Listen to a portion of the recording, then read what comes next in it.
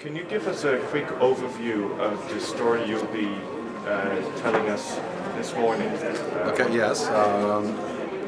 For me, the future of content and of media is not subject to one or two companies or one or two industries figuring it out, or going to the ISPs or Google to solve the problem.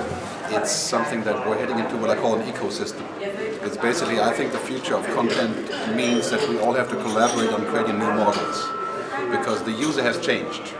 So we're going from this transition from physical to digital, and there's little we can do to keep the user in a way that's more comfortable to us. Right? People are changing basically without any recourse. So we need to figure out new business models which can only be done together.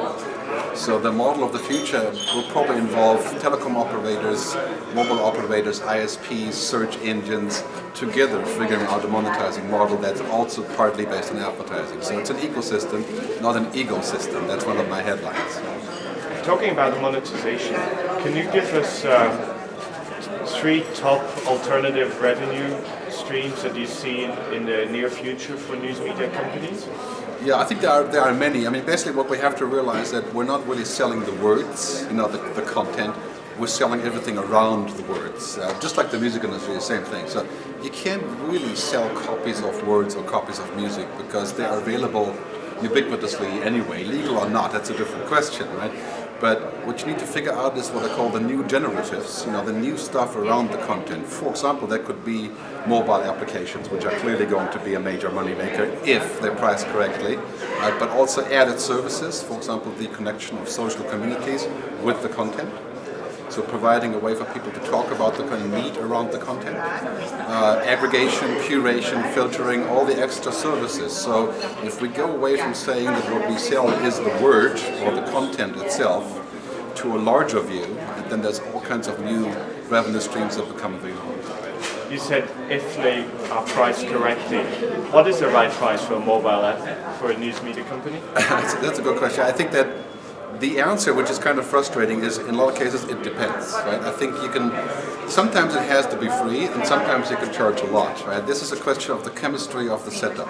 So it has to do with the cultural issue, how much people are willing and prepared to pay. It has to do with the local context and all these things. But in general, I think that an application can be in the neighborhood of $5 to $50 a year even. But it has to have extreme value. So it's really quite a simple equation. We have to add a lot more value and find the price point that's like a no-brainer, right? So that is the key. Is it fair to say that a mobile app for, say, an iPhone or a BlackBerry will be cheaper than a mobile app for, say, iPads and tablets? Will there be two prices? Possibly, but of course, ultimately what it comes down to is that if you can add enough value and it's viral enough, you can charge more. But if you can't do that, then it has to be free.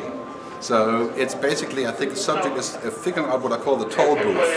Where you put the toll booth, that's the critical part. So it's not the question whether you should have a toll booth or not, but the question is where do you put it and how big is it? And so this is basically the whole discussion between Murdoch, saying that it should all be paid for, and other people saying it should all be free. It's sort of academic, right? Because you charge when you can, how much you can, but you have to figure out what that is. It'll be a hybrid model.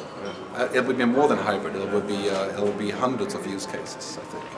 Thank you very much, Gerd. You're welcome.